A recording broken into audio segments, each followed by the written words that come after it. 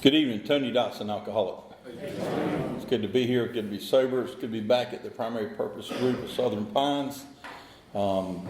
Missing some really large members of Alcoholics Anonymous who I had the pleasure of getting sober and growing up in AA with Tom Ivester and Wallace Bryant, Rodney M. and several others of this group that's gone on to the big meeting in the sky.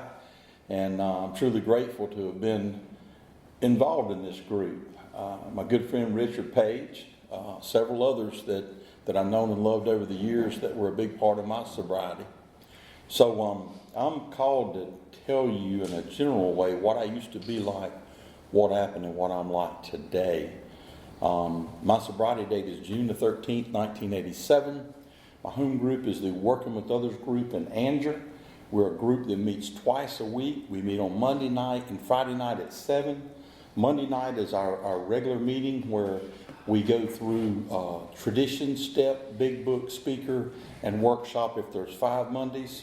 And we go through at the beginners meeting on Friday night, tomorrow night at 7 is our beginners meeting, and we do the first 3 steps: sponsorship, home group, speaker, workshop, in that kind of order there. So if you're ever in Angier, it's not that far from here, come see us. We'd love to have you. It's a good solid group of AA.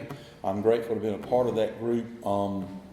I've had several home groups throughout my sobriety, and a home group is a place where we put down roots and we get involved in Alcoholics Anonymous. And I've been fortunate enough to have had a sponsor the whole time I've been sober. Don't know that I would have made it without one. I did try it some without one that was not successful. Once I got a sponsor, and that sponsor was smart enough to bring me to Alcoholics Anonymous from the other fellowship, I was 25 years old when I got sober, and I thought I belonged in NA because I was too young, get slick and cool for AA. And I found that that's a great fellowship for a lot of people, but old boy like me, I needed some structure, I needed some guidance, and my first sponsor took me to his home group, picked up my last white chip on a Saturday night at a NA group called Surrender to Win in Garner, North Carolina. It's where the Lakeside AA group meets on the corner of 50 Highway and Lakeside Drive in Garner. My man Jeff knows where that's at. And I walked out of there that night not knowing what was going to happen. All I knew is I had some hope. And it was the first time I'd had hope in a long time. And because see, before that, my life had turned upside down. My first home group in Alcoholics Anonymous was a group about like this, maybe not quite as many people, but man, there were a lot of old timers in that group. I was a young guy at 25 going into that group, and but what they did for me briefly in the importance of a home group, I don't know why God put that on my heart, but He did, so I'm going to share it. The thing that I found in a home group was I got grounded in Alcoholics Anonymous. I had home group members and a sponsor line, 4 deep, sitting on the row. I had my sponsor, his sponsor, his sponsor, and his sponsor. And so I didn't have a chance to misbehave. I tried. I tested them. But what I found was love, unconditional love. I looked nothing like I do tonight. I had really long red bushy hair under a hat. I had a full red beard. I looked like red bearded pirate. Everything come out of my mouth I would not want to say in the church. And I was pretty rough around the edges. And they didn't care. They absolutely didn't care what I looked like, what I sounded like, what I smelled like. None of that mattered. All that mattered was what I wanted to do about my drinking problem. That's the only thing they cared about. And they loved me into Alcoholics Anonymous, and they integrated me into that group and into the world of recovery within the walls of Alcoholics Anonymous. And they gave me a devout love and respect for the program outlined in the big book of Alcoholics Anonymous. And for that I'll be forever grateful, because I don't know that I would have made it if I hadn't had that grounding that home group gave me and sponsorship. So to qualify, I was a young man. First time I took a drink of alcohol, I was about 7 years old. And the first time I drank, it was exciting. I was watching football with my uncle and my cousin. And my uncle looked like Sergeant Carter. He was a Marine Corps sergeant. He'd come out of the Korean conflict, was his last assignment.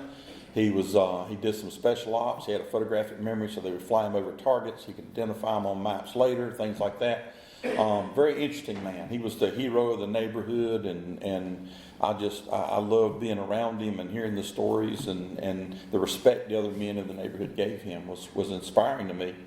Now his son's name was Buckshot. He named him that because he was about like that, and he'd rather fight than breathe.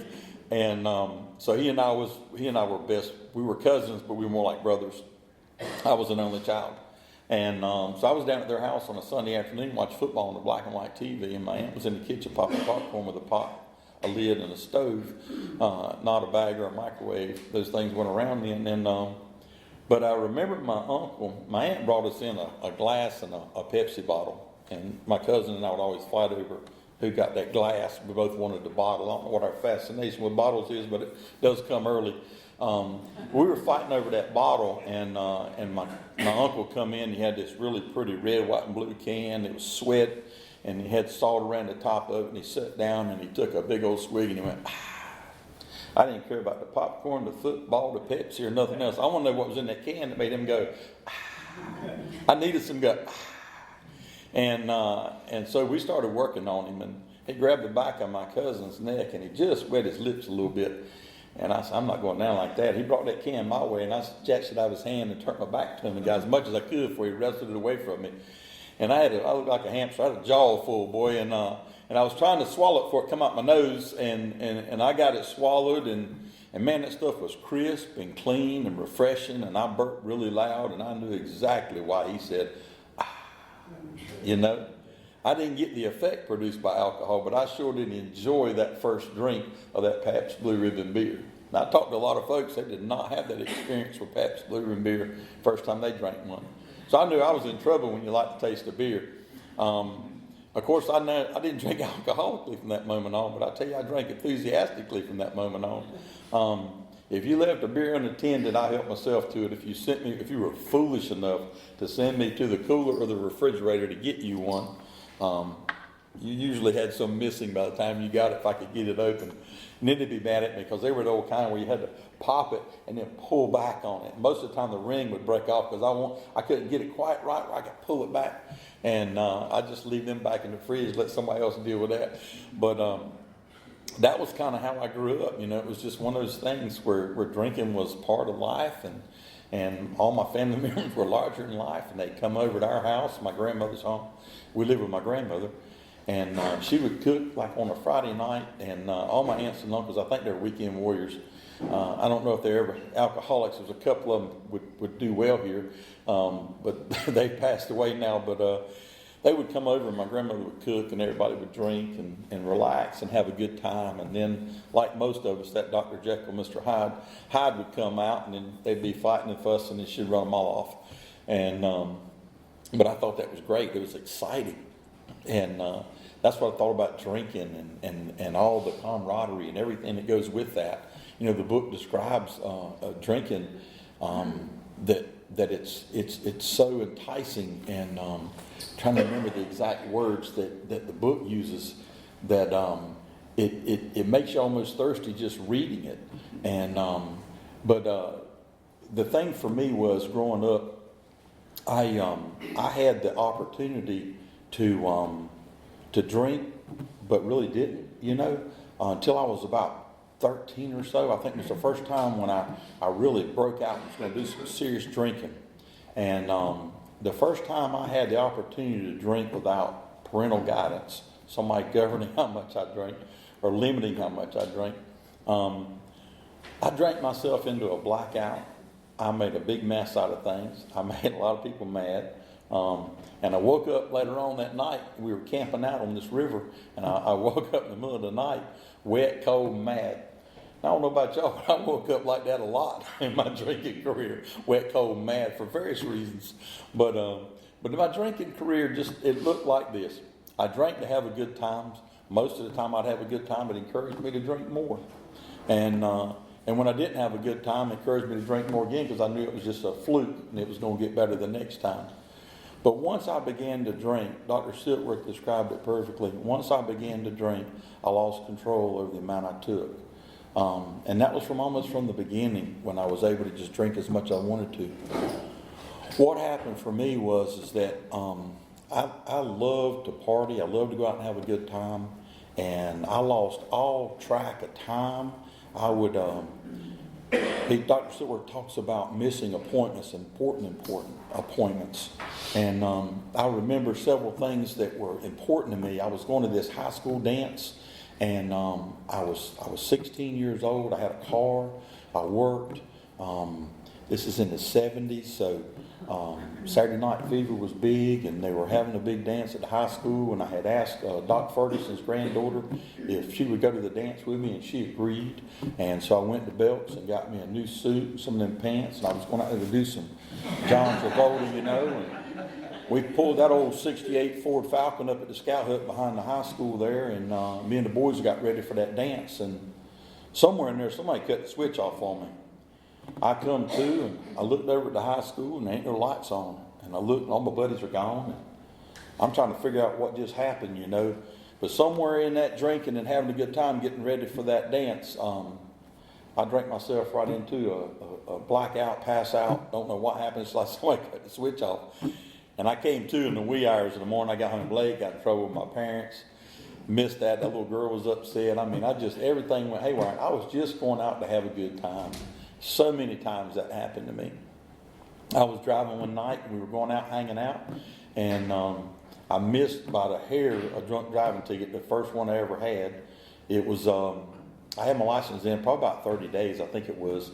I was driving that old Falcon with 3-speed on the column, and so I got January, so February.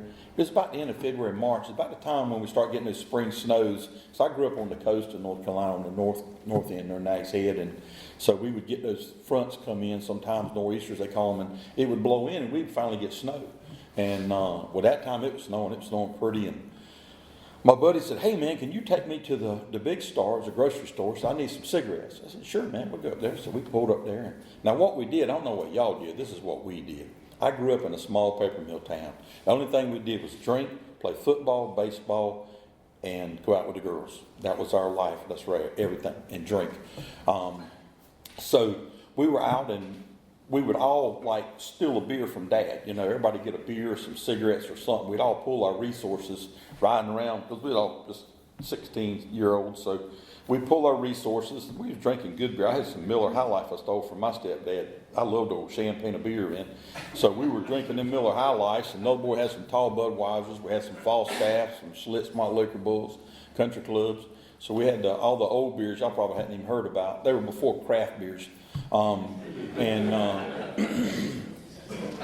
You get past a country club, you're doing all right. But I took him over to the grocery store, and he goes in, and he's got one of them green army jackets or some kind of big old jacket with a bunch of pockets. And he goes in to get the cigarettes, and we're sitting there, and some girls pull up, we know, and they're telling us that snow's so pretty now. Everybody's having a good time. We're excited. And they say, "Hey, we're going down to the river. We're going to have a bonfire. We're going to have a big time." I said, "We're in, man. Just leave this guy at the grocery store. We're there." And so, once again, made plans. And he comes out and he jumps in the back seat of that old car, and he's like, drive, like a getaway car. And that is not a getaway car. So, going off an old Falcon, and he starts pulling wine out of places. I didn't know you could put wine in them places. And he's pulling out the good wine. Mogan David 2020, Wild Irish Rose, Thunderbird. We got all the best screw cap wines. He's got Cool Filter Kings, Marlboro Red Flip Box. He's got the great. I was so excited when I saw them Marlboros. And so we got some cigarettes, we got some booze. We're going down here, going to party with these girls. So I pulled out and went down the road, and the beer's starting to get that little, you ever get that where your tongue kind of gets thick and numb, just kind of a little bit of head buzz, So I'm getting a little head buzz off that beer and smoking them cigarettes, and I'm trying to maneuver the clutch and the gear shift and the steering. The steering had about a half a turn play in it. And I'm going down the road, and I got that Marlboro tucked in there just right, and I'm changing gears and hit the dash and knocked my Marlboro in the floorboard, and I could see it down there rolling around. Them old cars had rubber floorboards. They didn't have no carpet. And so I could see it down there, and I'm driving along with all my 30 days of experience on the road here, and it's snowing, and my wipers would slow down when you sped up, them old vacuum wipers. And so I'm speeding up and slowing down to clear the snow off the windshield, and I see that cigarette, and I said, "I'm going to get that cigarette." I got a lot left on that one, so I'm going down the road, and I look, and I said, okay, I timed it out, and I turned the wheel, and the cigarette rolled over, and I went down the cigarette, and when I come up, there's headlights coming at me. And I pulled over, and the guys busted into laughter, and that car went down in the ditch on this side, and it was so funny till he come out of that ditch and cut that blue light on. This is the old Tommy blue light set on top of the car. The whole world lit up blue. And it's a strobe light too. That messed me up as well. You know, it's kind of like strobing around, and I got so shook up I pulled off the ditch on my side of the road, and you're at an angle. So I'm trying to open the door because now something's about to happen for the first time that happened many times after that. See, when I drank too much alcohol, I would have this experience, I called it. My tongue would begin to swell. I would begin to sweat profusely. I would become nauseated. I need to throw up. And so this is happening, and it's happening all at once. And I'm nervous about what this cop's going to do because my dad's going to kill me if I get a drunk driving ticket. My life is over. I've just got my license. Man, it's just bad. This is bad. This just cannot happen. And I opened the door to get out, and I found out real quick they do not want you to exit the vehicle. Did not know that. And every time I opened that door to get out, he would close it. And I would open it, he would close it. We went through about 3 variations of this, and he finally shined that light in there. And when he saw my face, he just opened the door and stepped back. And I said, thank God. If I'd have thrown up on them shoes and them pants, he'd have beat me to death with that big blackjack he had. And I got out of the car, and I went over here, and I'm taking care of business. And he empties that car, and he's got all them boys over there, and there's like a street light, so I could see what was going on. I'd look over there, man, and he'd be talking. They'd all be looking up at him, and they'd look at me and go. And then they'd look back up at him again, and look at me and go. And look back up at him, and I'm sitting over here getting sick and looking. I said, man, I'm going to die tonight. This is not going to go good. And he's like, he motioned for me to come over there, and I said, oh, man, don't let me come out. Don't let me throw up on this guy. And so I get over there, and he scares me to death. What seemed like eternity, probably just a few minutes. And about that time, I grabbed a buddy of mine. He pulled him to the front. He said, Mr. Dotson, tonight is your lucky night. I'm thinking, I don't understand how that's possible, but okay. He says, this young man's not drinking tonight, and if it's okay with you, he's going to drive you boys home tonight, and I don't want to see you on the road again tonight, or I'm going to take all you to jail, and you're going to get a drunk driving ticket. I'd have give that boy that car right then. I ain't paid $200 for it anyway. I'd have give it to him. Just let me get out of this. And so we got going down the road, and we all went home safely that night. Them girls didn't know what happened to us, but we got home safely that night. So I dodged a bullet on that one. My other experiences with drunk driving did not go down that nicely. They like to incarcerate you when you blow that much. They don't want you getting back in the car and driving away from there. And I did so good. I got the second one before I got out of the court good from the first one. They really don't like you to do that. So I didn't drive for a while. And I barely got out of high school. God, I think they just got rid of me just to get me out of there. But I used to take, when I was a freshman, up to about my freshman high school, before I got my license, I took like what they used to call college prep. Now they call them AP courses. I took the hard courses, and I did really good in school. I turned 16, I got that car, man, and I changed everything to general. By the time I got to be a junior in high school, I changed it to basic. So basic, I could go in there and take a test and pass it. I didn't know what the material was. I didn't read it and answer the questions. And that made them mad. So then they were ready to get rid of me there. And I was a smart aleck too. I had an algebra teacher. Oh God, bless her heart. That's an amends I owe. She calmed me down because I had a couple of girls who were my good friends. I always packed with different people, and you know how we do. We're comedians, right? So I'm sitting in there, and I got these girls just cackling in algebra class. And this poor woman, she called me out on it. She said, well, if you're such a comedian, Mr. Dotson, won't you come solve this problem? I said, so you think I'm a comedian? She said, yeah. I said, well, how many gallons of paint you got on your face? You put it on with a roller or a brush? And she broke into tears, man. I mean, just melted on me. And I thought, oh, God, Tony, no. Man, I was out of her class the rest of the year. I had to go to Mr. Shepard's. Mr. Shepard taught me algebra. She did not teach me algebra. Nothing else. She would cross the hall. If I wasn't this way, she would go that way. Poor woman. Man, that was just uncalled for, but, immature. But that's the kind of way I was. It just I was not. I'd like to say I was a nice guy, just drank too much. That's not necessarily the case. But I managed to get through high school. I got into community college. I was taking welding over at Greenville. I was going to, big dreams, go home, get a job at a paper mill. work like my stepdad does as a welder at the mill and make good money, build me a house on the river, have a truck, a boat, and everything trophy wife, everything that makes a man a man. And drinking did not have that plan. I had that plan. Drinking didn't have that plan. And I found myself in several instances in harm's way. I went out one night. I'd been drinking all day on a Saturday, and I went out one night, and I started drinking that morning. So here's what we did. We're college kids, so we ain't got no money. I'm working at Shoney's, and all my buddies are working at the grocery stores. So we pulled our resources where A&P store was selling generic beer. It's just white can, have blue beer. That's all it said, beer. That's all it said. Talk about craft beer.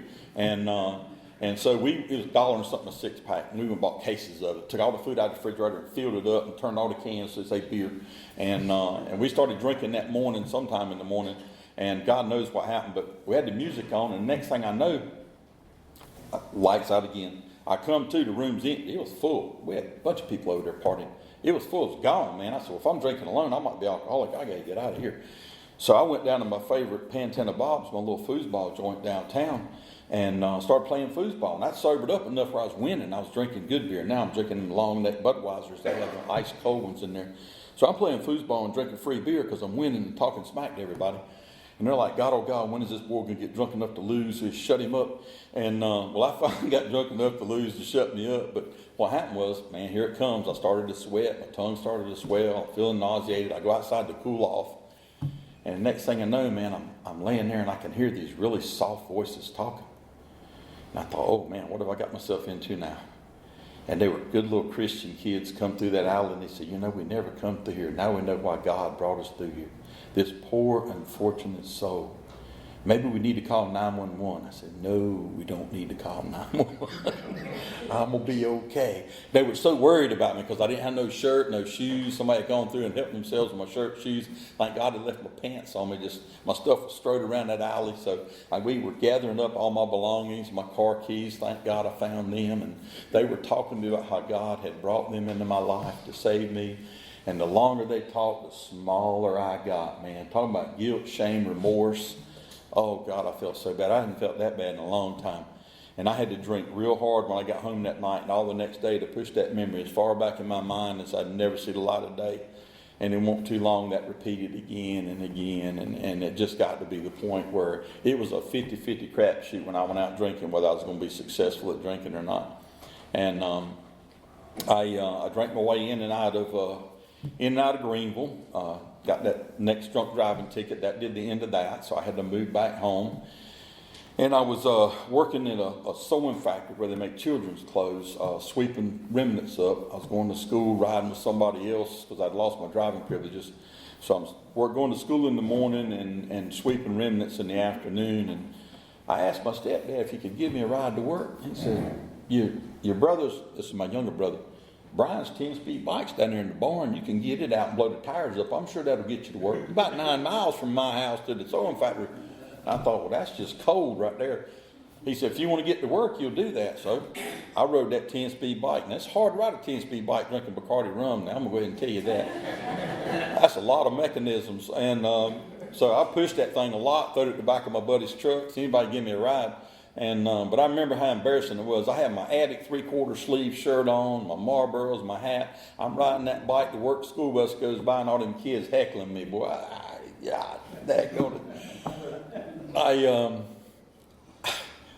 I made just a mess out of my life. But things started to break a little bit. I got an opportunity at a different job. I was working for an electrical contractor, and they were going down to the beach. We were doing a lot of work down in Nags Head. I didn't need a license because I could ride with them, and we do all the work. So that gave me a break, and it gave me an opportunity to get out of my small hometown. So I moved to Raleigh after that. I'd been there for a year and got my car, got my license back. Things were looking good. I had me a good girl from my hometown. We kind of reconnected. And I got an opportunity to go to Raleigh because I was working for another company there at the paper mill. And when we finished the job after about a year, they liked me, I liked them. They said, hey, we're going back to Raleigh. You're welcome to come. We got a job waiting on you. There's nothing here for me. My mama said, yeah, you need to get out of this town with them boys. Them bad boys got you bad boys. I said, okay, we'll blame it on them, Mom. But I knew who the bad boy was. It was me. So, but I packed everything up in that little 76 Mustang Cobra 2. I'd done graduated now. And I put everything in the back of that little car and I headed to Raleigh. The only problem is I took Tony with me. And I got to Raleigh and I did the same things I did everywhere else. And Raleigh went fast. That didn't last long at all. I stayed in Raleigh, but my drinking kind of went down the hill fast. But it accelerated. I got to Raleigh, man. Y'all, they got clubs. We didn't have clubs like they got in Raleigh. And we spent a lot of time in them clubs. And I had that little girlfriend back home, so I had to work out some deals to where I could stay in Raleigh and go through these exciting weekends at the clubs they got in Raleigh that they don't have anywhere else. So if y'all haven't figured it out, there's topless clubs, and I was interested in going to those things. And we were drinking and working with a construction guys, and we were going there and having a big time. And I just didn't want to miss out that weekend. I knew it was a big party, so I got on the phone, told my little girlfriend, I said, hey, I got to work this weekend. I'll be home next weekend. She said, oh, okay, no problem, da-da-da. So we get up that Saturday morning and go to the liquor store, and I bought a fifth of George Dickel White Label. And we had built us a bar in a little apartment. I had 2 NC State college boys that needed a roommate, and I moved in with them. And I taught them how to drink and run around, do things that I do. They were good boys until I moved in. So we built a bar in our apartment and had all the paraphernalia on it. And we started drinking on that liquor. And somewhere during the day, I don't know what happened. I lost them too. They went off and hid somewhere. And somewhere in the afternoon, I got a call, and it was one of their little friends who was a cheerleader over at NC State. And I hadn't met her before, and she was cute. And she was crying, sobbing. She couldn't hardly catch her breath. She was crying so hard. And I said, girl, what's wrong? She said, he left me and broke my heart. I said, honey, me and George will be right over there. We'll fix that broken heart. You just hang tight. So I took off over there to go fix that broken heart. I done forgot about the girlfriend and everything by now. George Dick was talking. And I go and I said, well, I might need a little help, so I'm going to stop by over here at my buddy's apartment. It done spilled out into this big old party. And I'm going in there to get me some fortification so I could drink successfully, because I found if I add a little chemistry to my drinking, I could drink more successfully. So I was in there to get some chemistry. And next thing I know, man, I'm cold and I'm wet. And I'm thinking, oh, this can't be good. My throat's hurt. I open my eyes and I'm like, man, where am I? It was a total white room, white sheet. I was butt naked under that sheet. I looked over in the chair, and there was my clothes and a whole puddle of water in them clothes. And I thought, I am too far away from down east to have a puddle of water and clothes, and I'm in Raleigh. I said, where am I? Did I make it that far back? I don't know where I'm at now. So I'm laying there, and about that time, a little nurse comes in, and she says, oh, you're back with us. And I'm like, well, where'd I go? Where am I, number one? And she tells me all what's going on. And this is hearsay evidence because it came from the ambulance driver. It appears that I must have found a little something, but it didn't activate in time. And I went into one of them pass out, blackout, comatose type situations. The only problem was I was lying in an area where there was a storm drain. And evidently I got over the storm drain and I had a coat on. And it was raining, the water was going through, and the water was rising, and I couldn't float but so much. And this is hearsay, I have no idea. And all I can know is the ambulance driver said somebody found me, thought I had drowned, called 911, pulled me out. They were trying to resuscitate me. I was just drunk, passed out, bad. And I come to in that hospital, and she gives me the spiel, and she said, there's a Raleigh PD police officer outside wants to talk to you about the substances, paraphernalia and stuff he found in your pocket. And I said, oh, that's not good. And so I looked at them wet clothes, I looked at her, and as soon as she left that room, I got up, put them wet clothes on, I snuck out of that hospital, and I was gone. Drank real hard that night, and all the next day, and made up some big lies what happened. Just, my God, it was terrible. It was just one thing after another, and that's kind of how my drinking was going. And I'd have some good times and bad times. They were really bad times. So I'm going to wrap up this qualifying, because if y'all don't think I've qualified yet, I'm in trouble. I found myself with this last situation. I had been out again on maneuvers on the weekend, and I had missed a call from my now getting ready to be fiance. And I've been out on maneuvers again. My buddy Ken came in from Charlotte. He wasn't supposed to come in. She called, he answered the phone, and he knew where Jeff, the other roommate, and I were. And so he said, yeah, Tony and Jeff, they're down there drinking, man. They'll be home in a little while. She said, tell him to call me when he gets home. Oh, yeah. So I get home and there's a note called Janice. I said, oh God. So I call, you know, and how we do, we talk sweet stuff, you know, I'm listening. She's just wearing my ear out. I got to hold the phone out here. She is not happy. I get her calmed down and I'm listening and I said, let me make sure I understand this right. You don't mind my drinking. You just don't want me to lie to you about my drinking and where I'm at and what I'm doing. Do I understand that right? She said, that's right. So I can drink. She said, yeah, just don't lie about it. I said, okay.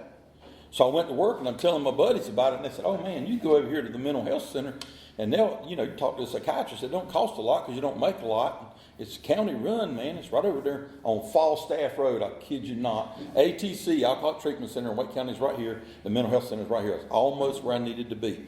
And so I go see this psychiatrist to learn how to stop lying to my now going to be fiance. And I go in there and it's just a little sheet of paper, you know, about like our questions. It's just check yes or check no.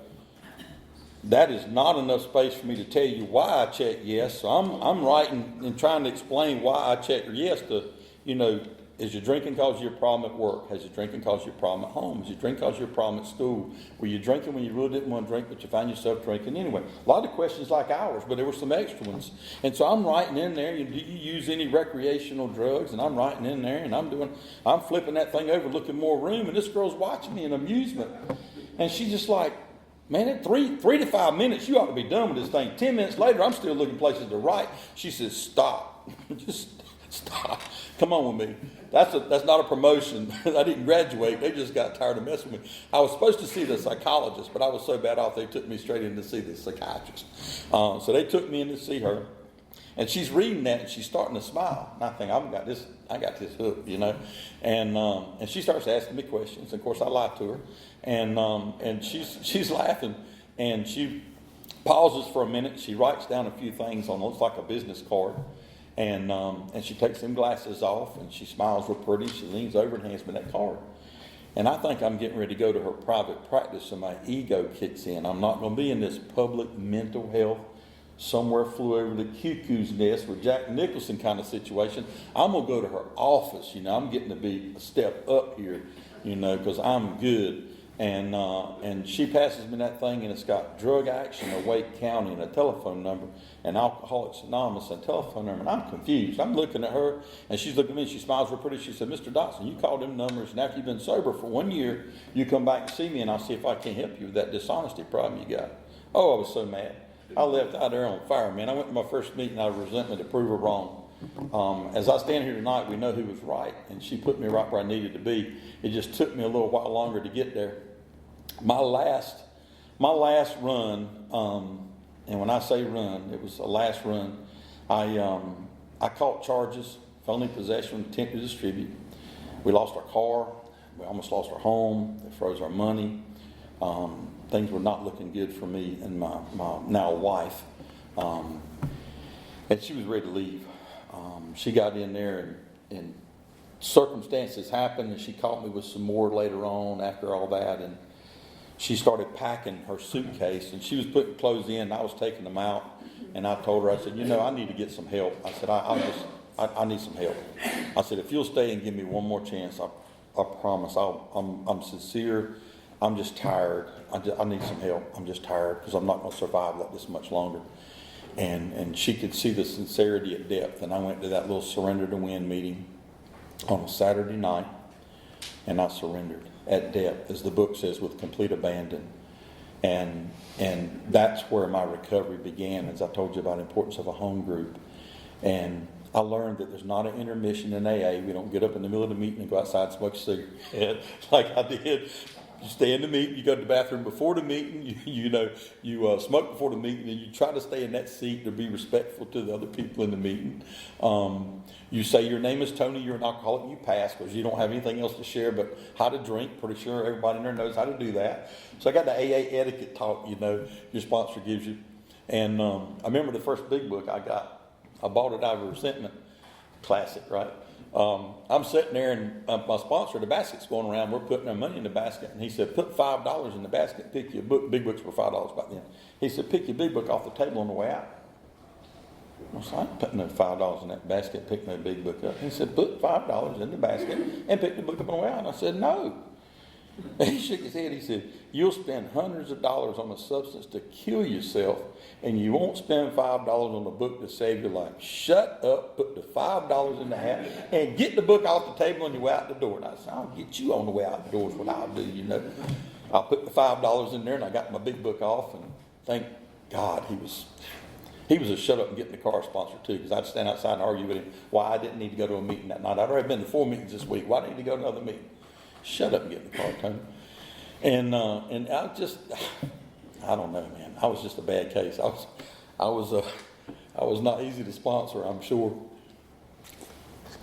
My recovery began, and I had a good friend of mine. She was one of the matriarchs of that group. Her name was Marie Rich from Raleigh. She was been sober a long time when I got there. And she liked me for some reason, maybe because I was salty like her. And she waited for me because at 9 o'clock, from 8 to 9, so at 9 o'clock I'd bolt out that door. And I mean bolt out that door. And she was standing outside that door and made a mistake. I grabbed me by the arm and I drug her a good little ways down the hall before we got stopped. And she said, what are you so angry about? She said, come on, honey, let's go outside and smoke a cigarette. You tell me all about it. So I went outside and I unloaded on her. Boy, I've been holding that stuff for a while. I was afraid it was going to like blow her back, you know, like the cartoons with gunpowder blows, you know. And she was tough, boy. She held right in there with me, man. And she let me just get it all out. She said, good, you feel better, don't you? I said, yes, ma'am. She said, tomorrow night we're having a step study. We're starting over. It's the perfect time for you to join us. I want you Wednesday night. It's not a meeting at AA. It's this home group. We're sponsoring people, and we're going through the steps, and all your sponsors are there, and we want you to be there, and I think you will benefit highly from this experience. And I said, yes, ma'am, I'll be there. So I was so excited when I told my sponsor, hey, I got invited to the step study tomorrow night. He said, good. So they spoon-fed me the 12 steps of Alcoholics Anonymous, and I was about 3 months sober. I'd been through this experience. Things were getting good. And I had one of them days where I was just restless, irritable, and discontented. I could not find any peace. I was praying. I said this Randy prayer. I called my sponsor. I did everything I could, and I could not shake it. And when I left work that day, I was overcome by an obsession and compulsion to drink so powerful that all I could think about, I could smell bourbon, I could taste bourbon. I went home. I went straight to the house. The phones hung on the wall. We didn't have them in our pocket. So I went straight to the house. And the time to call your sponsor, they said in AA back then, was before you drink, not after. You can call them after, but it'd be a whole lot more better if you call them before you drink. So I said, I'm going to call him. He ain't home. He's a young guy. He's never home this time of day. And I'm going to go get drunk. It's all his fault. And I called and he picked up on the first ring. I said, man. He talked me off the ledge, asked me if we had the car. I said, I've got the car. He said, good, drive to my house. So I drove to his house. Now, what he did wasn't fair. It was very effective, but it wasn't fair. We sat down and we said a prayer. Don't know what it was. I just remember we prayed. And I remember him having me go back through all the near-death experiences, misadventures, drunk, wrecked cars. I can't go through the number of cars. All the stuff I went through, the drinking, bumping around, tearing stuff up, and surviving. I went through all that stuff with him and laid it all out. Every bit of it, completely as honest as I knew how. I've never been that honest with anybody in my life. I'm 25 years old. It's the first time I ever told the truth to anybody about everything. And I laid it out for him. And he said, Tony, he said, where do you stand with God? And I said, well, you know, I said, man, I've done way too many dirty, rotten things to God and his people that he loved to want anything to do with me. And he dropped his head and he said, Tony, how in the world can you think that after everything we went through and you're sitting here today, you didn't drink, you called me, I was home, I answered, and we're here now helping you not take a drink. How in the world can you think God didn't have something to do with you, your life, and your sobriety? How can you possibly think that? I said, I just do. He said, okay. So we went to step 3. We talked about that, surrendering at depth again. And I said, I don't know, man. All I want to do is I just want to not feel the way I do right now. Because, see, I still want to drink. I've got an obsession and a compulsion like I've never had before. Everything in me wanted to drink liquor. And he took my hands and I said, whoa, don't hold my hands. You know, shake hands, look in the eye. You know, I'm a real man. We don't hold hands. He said, Tony, you told me in the beginning you're willing to go to any length to stay sober. Do you mean it or not? And I said, yes. He said, trust me. Took the hands, we got on our knees at his couch. We said a prayer. I got up. I felt a little better. I got in my car and I started home. 10 minutes down the road, I'm still wanting to drink, and I'm talking to God. I'm talking to God hard. God, just don't let me drink. But then in just a few seconds, I was overcome by this sense of spirit that just removed the obsession and compulsion to drink from me, and never returned since that day. The big book talks about it in the third step, that sometimes an experience, a very great one, was I felt it once. And I had taken that third step on my knees, voiced it aloud the best I knew how, and God removed my obsession and compulsion to drink. I went right to work on my fourth step. I did my very first fifth step. I told him all the dirty, rotten things, the three things he asked me. That's why you sponsors are so smart. I didn't know he would ask me for the ones I didn't write down. That's the first thing he wanted. He said, go ahead and give me the ones you didn't even bother to write down or were afraid to write down. I'm like, how do you know that? Did y'all in sponsor school or something? How do you know I didn't write them down? And he said, well, I just know because I didn't write some down. And I said, well, that's good. So I gave him the worst one first, and he paused. He got quiet on me. I should have warmed him up. And he got quiet, and he stopped the car, and I thought, he's going to put me out on the side of the road. I'm going to be walking. Oh, my God, what have I done? And he says, I'll be right back. And he went in the convenience store, and he come back, and we got going down the road, and he shared his story was so close and parallel to mine. I didn't think anybody would ever tell me that, because I didn't want to tell nobody mine. He told me his. And I gave him another one, and he gave me another one. And we went like this, and we got to the lake. We went out in the middle of the lake, and I unloaded everything I had on my fourth step, everything I didn't even have on my fourth step. And once again, I surrendered my will, which are my thoughts, and my life, which are my actions, over the care of God. I understood him in that fifth step. And we said that fifth step prayer, and when I got back home, I went home and I got quiet for an hour. And I went through step 6 and 7, and I got on my knees and asked God to remove those things. And I got up, and I was still lying. I had to go to people and make amends because I lied to them. I was still exaggerating about stuff I had. I have an Nova with a 327 with 3 deuces. I told that story till I about believed it myself. And I had to apologize to people at work because I didn't have one of those, And I just, every time I would lie, I would feel it, and I would go to my wife and say, look, I told you something that wasn't true. I need to get clean with that. And she was so happy about me in recovery, man. God bless her. It was a good time in our marriage. I got to make amends to her and her parents and my parents and the people at work. And I was about 30 days sober, and I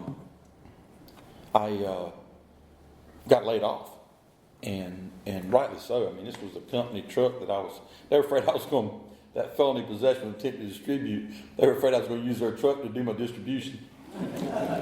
Materials management job I had going on there. They took that away from me. But it wasn't long I got my truck back, everything smoothed over there. But the first chance they got to get rid of me, they got rid of me. I think that's the way it went. They said it was a reduction in force because the economy was low. It wasn't bad, but I know I wasn't the chief guy they wanted to keep either.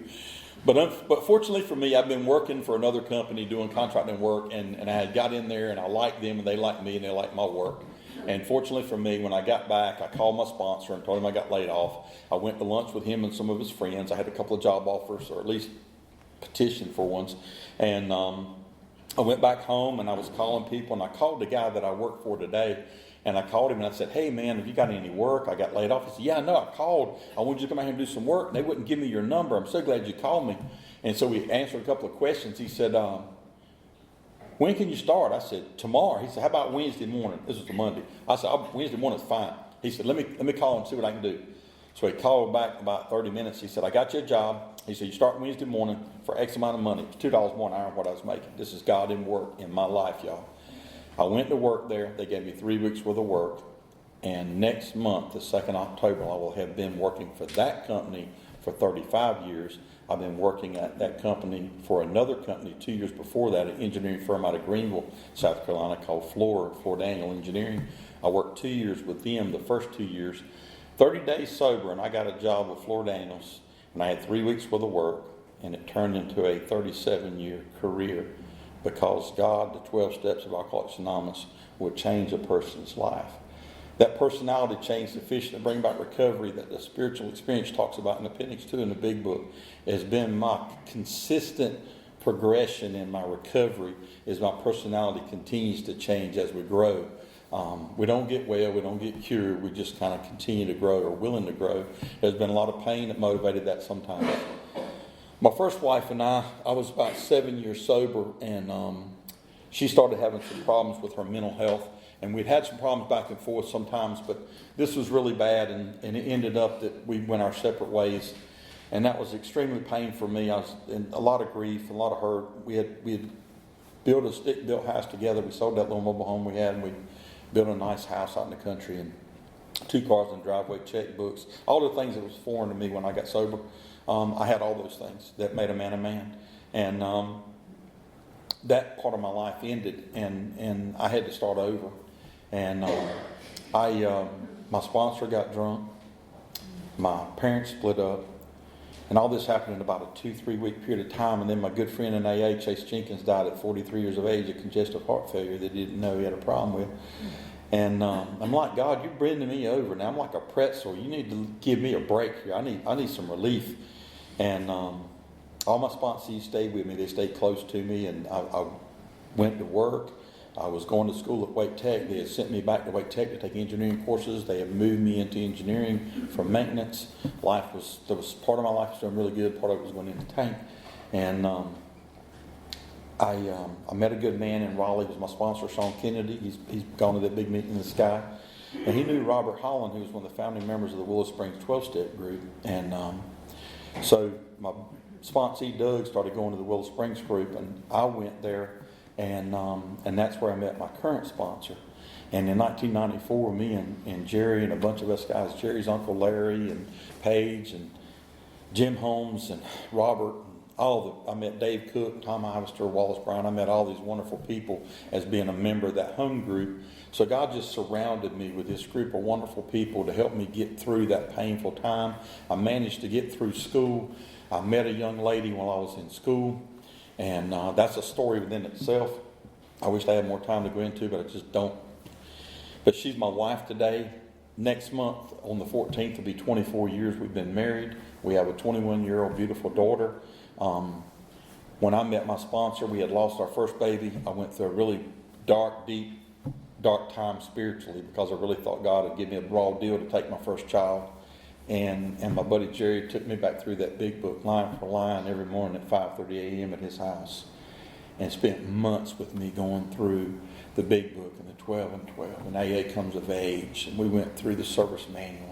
He just kept taking me through literature to help me bridge that gap from where I was into some peace and hope and serenity again. And he gave me this ability now that I could take and re-sponsor my guys the same way he sponsored me and allow them to have that same experience, because I had a spiritual experience at 13 years sober as he did this for me that changed the whole trajectory of my life and allowed me to have the life that I have today. I am forever grateful for the service positions I've had in my home group. I've served every position in a home group. I'm the current alternate DCM for District 50. I've been the Area 51 Corrections Coordinator. I've been the Regional Coordinator. I've been a District CFC. I've been a Home Group CFC. I've done a lot of corrections work. I love corrections work. Of course, with this home group, you know that. It's been an honor and a privilege really to be here with you tonight. And Daniel, I really thank you for inviting me to speak tonight.